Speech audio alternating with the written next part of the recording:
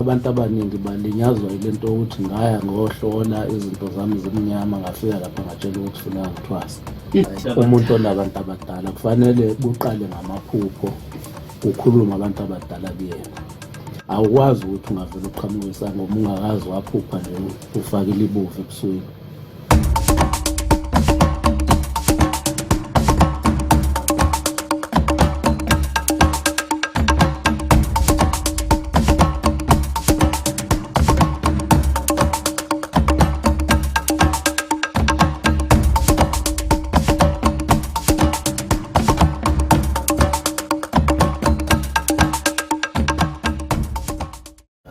Ayikho inyanga engakutshela lento ukuthi ingulube nelokhuzane nofishi kuzibulala imithi. Eyi, usho kanje? Hayi. Njengoba ininzi kangaka lento. Hayi, ayikho inyanga engakutshela leyo nto leyo.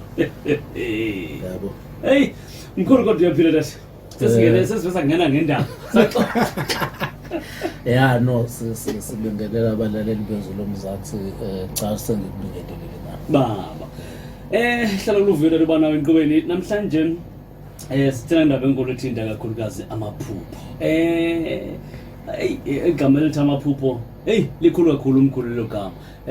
Futhi ngiqonda lubalekile futhi nasebantwini kodwa ke kubalekile ukuthi ulwazi sibe nalo ngalo iphupho isibonakaliso namhlanje thina amaphupho omkhulu. Yeah. Asingene khona da. Uma sikhuluma ngamaphupho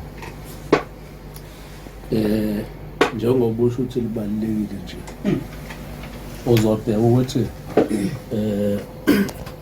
even ngezikhathi zeBhayibheli babe khona abantu ababephupha kodwa ukwachaza kukona okwanoma ubani. Ayiphinde mkhulu inamandla kakhulu le. Ukuphupha nje wonke umuntu uyaphupha mayelele kodwa ukwachaza ukwa-understand ukuthi asho ukuthini akuyona into kanoma ubani. Ingakho ke kimina abalekile amaphupho ngoba ngaso sonke isikhathi ngasuke esivezela kuyinkulumo edlozi esivezela izinselelo esingabhekana nazo empilweni mhlawumbe esingakwazi ukuthi sisheshe sizigweme. Ake senze isibonelo uma ungabuka abantu abaningi abayizangoma ufuna ukukhuluma ngezangoma nje masikhula zazingaziningi kangaka kodwa seziziningi kakhulu manje futhi uyabona ukuthi kukhona into wrong ekuningini bazo. Okay. Ngoba ezinye zisebenza ezitolo ezinye yabo akukhona ukuthi la kwabantu basebenzela lento abayithwasela. Ngakho ke ake sithi nje ngokwamaphupho ungekayi ngoba abantu abaningi balinyazwa ilento ukuthi ngaya ngohlola izinto zami zimnyama ngafika lapha ngatshela ukuthi funeka ngithwase. Okanye ngangigula ngiphethwe indlebe okanye nganginekhanda elingalapheki ngathiwa kufuneka ngithwase. Umuntu onabantu abadala nangamaphupho wakhe akujwayele ukuthi avele. Okay. Umuntu onabantu abadala kufanele kuqale ngamaphupho ukhulume abantu abadala kuyena ngaphambi kokuthi athi mawuya kumuntu ehlola abe sethi umuntu wesifuneka ngithwase kufuneka confirm into vele engijona nhlanga ngiyiphupha. Isibonelo umuntu ozoba isangoma awukwazi ukuthi ungavela uqhamuke isangoma ungakazi waphupha nje ufakile ibuvu ebusweni. Ungakazi waphupha ufaka ubuhlalo. Ungakazi waphupha ishoba. Ungakazi waphupha imiyeko yezangoma. Ungakazi uphupha amathwasa. Ungakazi uphuphe izangoma zigida okanye wena ugida. Ngamaphupha simple la aqondene ngqo nokuthi unabantu abadala kufanele ube isangoma. Kodwa futhi ukhona umunye umuntu onabantu abadala engafanele kodwa ukuthi abe isangoma kodwa kufanele laphe naye. Lo muntu kuba ngumthandazi.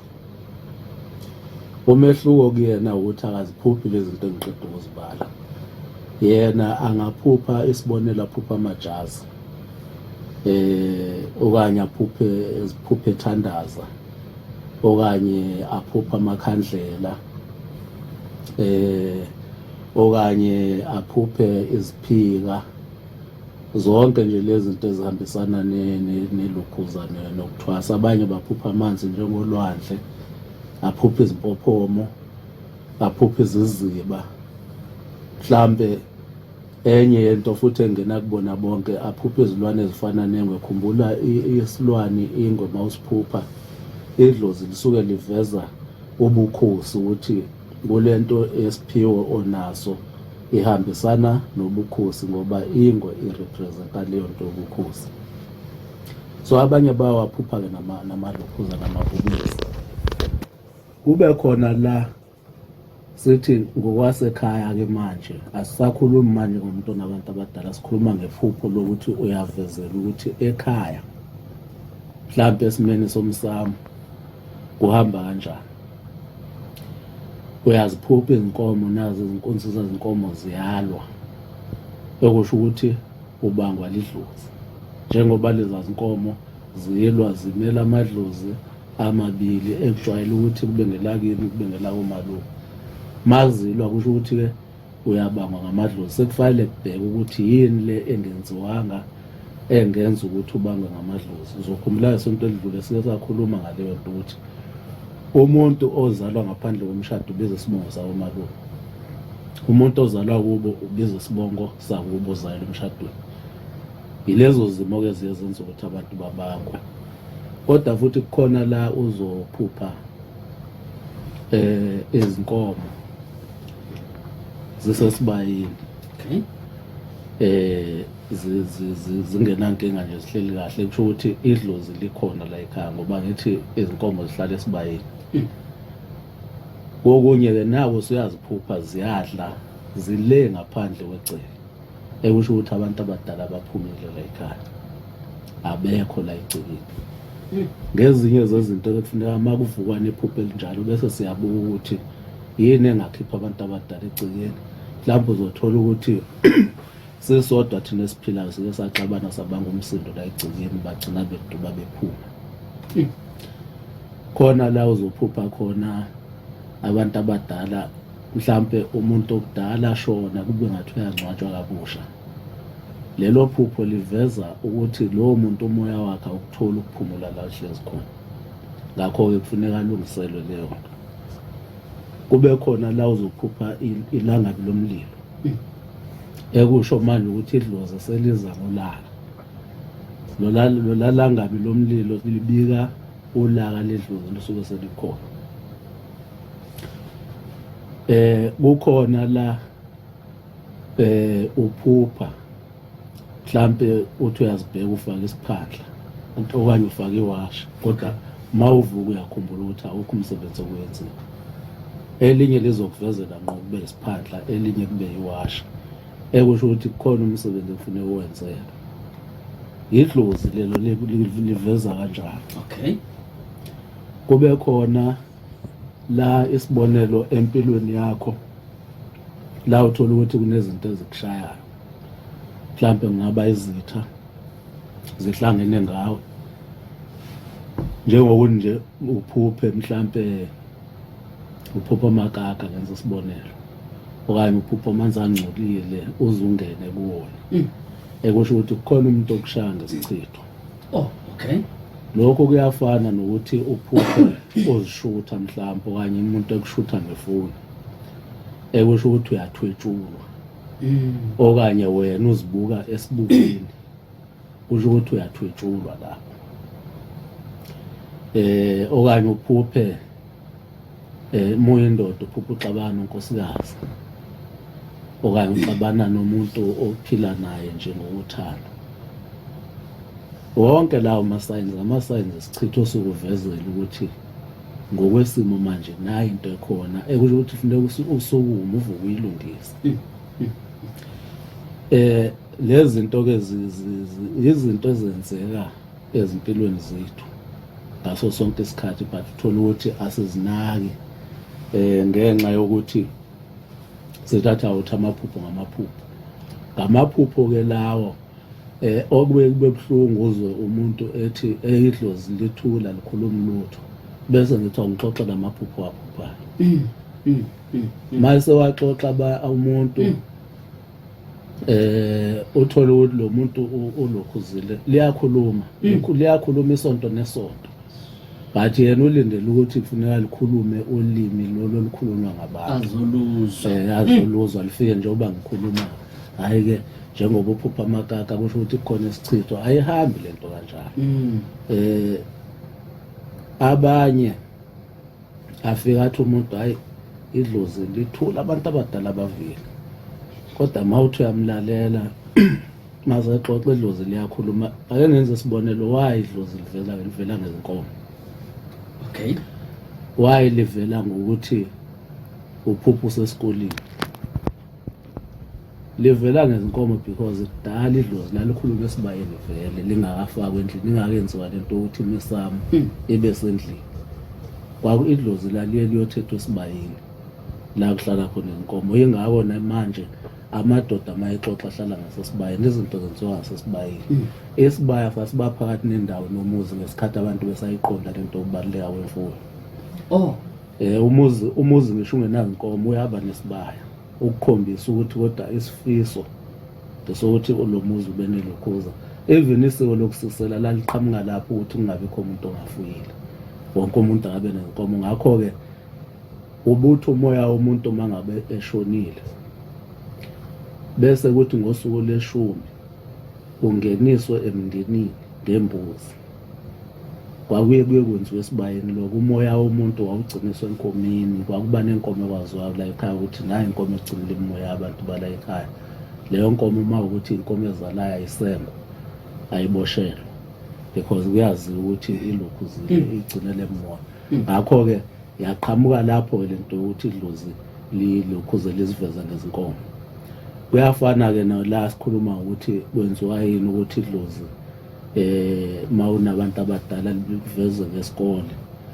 Isho ukuthi kukhona into ozoyifunda ngempilo yakhe. Angithi wena unendlela ozazi ngayo empilweni kusuke uzaliwe, manje iyakuvezela kukhona okusho ozokufunda ngawe ukuthi umuntu onemoya onabantu abadala njalo njalo. Lize ubone ukuthi lihlakaniphile, lize lithi la libona khona ukuthi awenzi kahle makuza kulento yokunaka lento yale moya, uzithole njalo ufika late eklasini.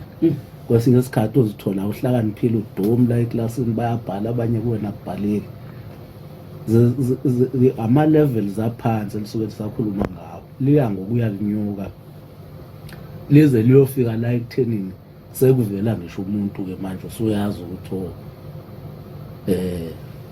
umkhulu noba ngukhokho noba ubani ufuna ukuthi ngenze kanje yabo. So lezi zinto masingalandela uzozibona ukuthi zilula, izinto lezi very simple, kodwa as long as amaphupho singawanaki siyohlezi sinezinkinga. Ngisho amakholwa ayazi lento yamaphupho. Kwakukhona abantu abebechaza amaphupho elokhuzini. uNebukadnezar nje muye encwadini kaDaniel kuchapter 1 wabeza icabinet yonke ephuphile selikhohliwe iphupho. Ubiza icabinet uthi ayizomchazela ukuthi uphupheni nokuthi bekusho ukuthini.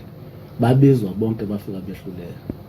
Njengoba ngisho ukuthi lento yokuchaza amaphupho akuyona into nje kanoma ubani. Okay. Umuntu wese okwakhe ukusakaza. Okay. Oh my God.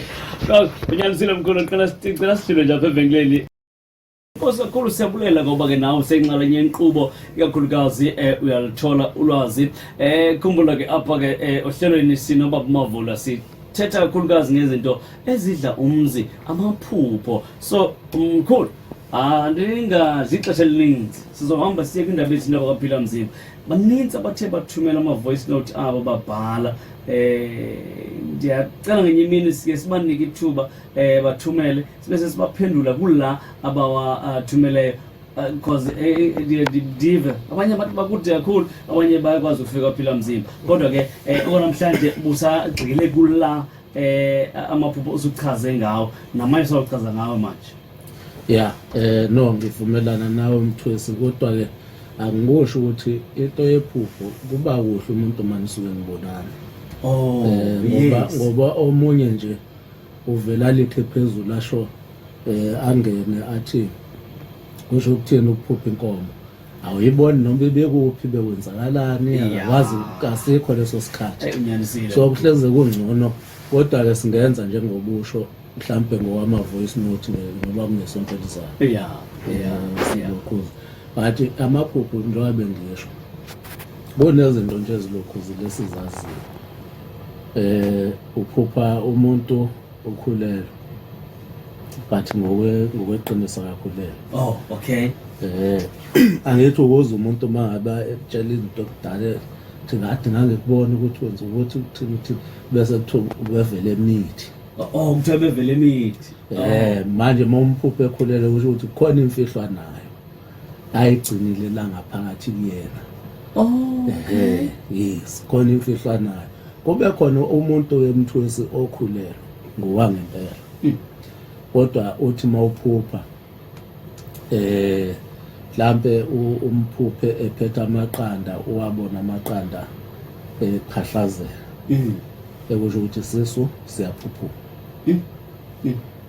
ngaleso sikhathi kusavela lento suke kungakenzeki kusuke kuseyisixwayiso sokuthi ningakugwema kufana ke namafruit uma ezothi mhlambe ukhulelwe noma umuntu osondele kuwena umbone kunamafruit abolile nakho lokho kusasho futhi ukunakala kwesisu ngoba amafruit abika isisu njengamaqanda akufanele into ukuthusa angithi iqanda lisuke lizokhipha intshontsho lenkukhu vele ayivano so akufanele kuthuse mangaba mase libola lela qanda lizoba yini liwuwa maliphahlazeka kusho ukuthi ichwane lisaba khona mali ifanga liyandlela ukuthi liyafa ukhumbula ukuthi amaqanda mangaba nje kukahle engafile inhlanhla leyo abike enkulu inhlanhla leyo kube khona nendaba yemali masikhuluma ke ngezinto ezinhlanhla imali esihlukanisa kathathu khona la uphupha khona imali emnyama ekusho ubumnyama bezinto kusho ukuthi amabhadi nje uzongabi nampumelelo ngasemalini bese kuba khona la uphupha imali eyisiliva khona uyithola ekusho ke ukuthi khona inhlanhla eseduze imali ozoyithola bekhona la uzophupha khona imali engamaphepha abanye ke baya bathi isho ukuthi uzohlupheka ayikho leyo kodwa sikusho ukuthi inhlanhla yakho iza kancane inhlanhla imali yakho yeza kodwa iza kancane njengamaphepha yabo mawukubona umlilo obaswe ngamaphepha uyilangabi nje phinde uphele ekusho ukuthi khona indlela ethize kufanele uvusele njengoba wenza emlilweni ubase ngamaphepha ufake izinkuni ukuze uphembe ufake izinkuni ukuze umlilo uqhubeke uye phambili ngakho ke lamaphupho wonke abalekile uphupha uyadutshulwa akusho ukuthi uzodutshulwa kusho ukuthi khona umuntu okujije la imithi okugadlayo ngemithi noma uphupha ushawa izulu zonke lezo zinto lezo zisho ukuthi khona umuntu okugadlayo ngemithi kodwa kukhona la lento obuke wayisho ethi ezibonakaliso ngoba amaphupho sisakhuluma ngamaphupho nje aplain isibonakaliso ke akubi liphupha isibonakaliso usukuvezela into ezokwenzeka yenzeke ngalendlela osuke kade uyibona ngayo bakhona abantu abakanjalo othola ukuthi ethi masenzeka lento kubese kuba ngathi yaphinda okwesibili engqondweni yakhe azakhumbula ukuthi hayi ngangiyiphupha so ke yonke lezi zinto lezi zezinkulumo zidlozi lezi uphupha izinkomo zingena ediphini inhlambuluko angithi inkomo engena ediphini usuke uyoyikhipha amakhezana inhlambuluko emndenini uphupha umuntu wakini enziwa shingi uma ukuthi washona udinga ukwenzela inhlambuluko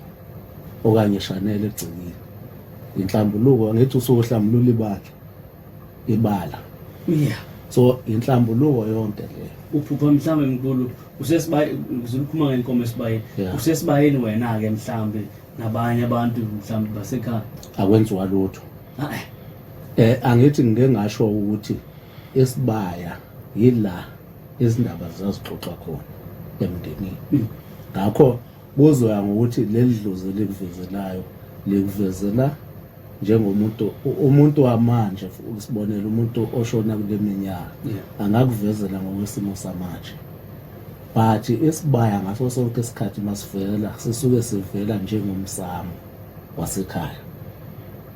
Kusho ukuthi mangaba nihlangene khona ikhona inkulumo ekhona emndenini ekufanele nixoxe. Yingakho kufanele njalo maniphupha ngale kokuphuma nigijime niyohlola niqale nihlale ningumndeni nibuke lento niyaziyo nani ukuthi ningumndeni aniyenzanga noma niyenzile ekuyiyona eholela kulesimo leso sisuke sikhona ngaleso sikhathi.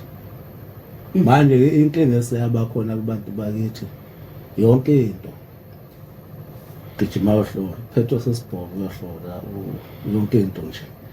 Manje ukuthi ake ngicabange ngidlozi ngikhulumile nawe ngakuchazela ngamaphupho ukuthi inkinga yakho yile, wena uyaphuma uyohlola ukuthi awuyikholwa lengishoyo wayitho mkhulu kufana ngenze ngafana ngikudayisa ngiye kanjalo okanye kwalowa muntu othi uyakuyena ngifike ngimvala angayiboni into zingane mkhulu. Ixesha liqothile tatamande, ecela singabe singenqa kuze thina bakaphila mzimba. Inkosi kakhulu-ke sichazelele kakuhle ngamaphupho. Asingene kwezi zakaphila mzimba tata. Sibonge mfowethu masikhuluma ngokuphila mzimba sikhuluma ngesikhungo sokwelapha ngamakhambi esintu nezwasho. Kukhona nje umuntu othi nginenkinga yokuthi ngihlushwa zizichitho kumnyama empilweni yami, ngihamba namathunzi kwesinye isikhathi ngamathunzi ukuthi la ekhaya makushoniwe asigezi, mhlambe ngaphuphunyelwa isisu noma ngahlangana umuntu owayephuphunyelwe isisu engageziwe nami ngathola lelo thunzi. Kwesinye isikhathi nje kubeze izichitho lezi zibakhona, mhlambe namaphupha ngiphuphi. Sinekhombo kamaqaqa kuyikhombo yokususa amathunzi, ukususa izichitho, qukethe isiwasho esiwumaqaqa, siyagquma siyageza, bese kuba isiwasho sesibili ekuthiwa unhlanhleni, siyagquma siyageza siyaphalaza, bese usebenzisa-ke isigqabo kesiye sithi abantu abasifake entweni yokugcoba, kodwa akusho ukuthi mangabe ufuna ukusigqaba nje sisodwa emashiyeni siba nenkinga. Masithi mabasifake entweni yokugcoba sasenzela omama kakhulukazi ngoba bake bathandisa izinto eziningi ebusuku. So ikhombo kamaqaqa le bayazi abaningi iyawasusa amathunzi nangaphansi kwayiphi isimo sokubhekana naso sithinta amathunzi. Bekhona umuntu othi nginenkinga yokuhlushwa sesilwane, njalo mangilala okanye liphela isonto ngingaliphupha ucansi, sikwazi abanye sikwazi kabuhlungu izibeletho. Omunye uthi siyangicindezela ngiyacindezeleka njalo mangilala, omunye uthi siyangidlisa njalo mangilala. Sinomuthi-ke oqondene ngqo nesilwane, ukususa nje isilwane, usho empilweni yakho kuvuleleke empilweni uphile, ushaya amagoli uphumelele empilweni ngoba sizoshaya amagoli la emhlabeni, asiselanga ukuzolawulwa izinto ezifana namathunzi nezichitho. Bekhona umuntu othi nginenkinga-ke yokuthi ngiphathwa isifo senhliziyo, ngaba ngiphathwa isifo sezinso. Kwesinye isikhathi nginenkinga yokuthi nje igazi alisahambi, imithambo ivalekile. Sinayo imbiza esiyibiza ngokuthi imbiza yesifo senhliziyo. Bekhona umuntu othi ekhaya sihlushwa utshwala, kunokuphuza kakhulu utshwala, kunabantu abantu babephuzile ekhaya bama umsindo, kube khona ukungezwani. Omunye nje uyakwazi ukuthi mayeholile iphele imali nge-weekend eyodwa. Sinawo umuthi wokuhlanganisa notshwala ophuzwayo ukuthi uma uphuza utshwala bukuphalazise, njalo umuntu uyaphuza bukuphalazise, akuphinde mawukwayiphuza lembiza nje uphuze kodwa uzophuza nabo utshwala ngoba kufuneka ihlangane notshwala. Imbiza le yokuyekisa abantu utshwala abangakwazi ukuphuza ngendlela. Sibe nabantu-ke othi nginenkinga yokuthi umsamo ekhaya waphendulwa, wavala idlozi, wathotshula idlozi, waphehlwa amanzi amnyama, abantu bakithi ngiyabaphupha bakhuluma. Sinayo-ke ikhombo sithi ikhombo kavula dlozi yokulungisa isimo somsamo. Ngale kokuthi uhlabe, ngale kokuthi ushise impepho. Sibe nezimbiza ezihlukahlukene, imbiza yokuchatha, mawunenkinga yokuphathwa liqolo, ubuhlungu bezinyawo nokudumba kwezinyawo. Sibe nembiza ezifo zonke, imbiza ephuzwayo, ziningi ezinye singazibala ezikhona kaphila mzimba nezitelezi kanjalo nomuthi wekhanda umuntu ophathwa sesibhobo kodwa ngolwezini siyesivula ithuba lokuthi bonke abantu abafuna ukuza ungabe uhlushwa ngamaphupho ufuna ukuchazela amaphupho wakho kungabe unenkinga ukuthi ufuna ukugcina amasiko athize kunemisebenzi ethize ufuna ukuyigcina ongazi ukuthi ungenza kanjani sivula lelo thuba-ke njalo ngolwesine kwaphila mzimba kusukela ngo-8 ekuseni ize kuyoshaya u-5 mantambama siyenza mahala-ke leyo nto leyo kuchaza amaphupho nayo yonke into so-ke ngezinye izinsuku nje uma ufuna ukuthenga unalezi nkinga besizibala uyeza kwaphila mzimba sivula ngo-8 ize kuyoshaya u-5 uphila mzimba-ke utholakala emakethe la ukhona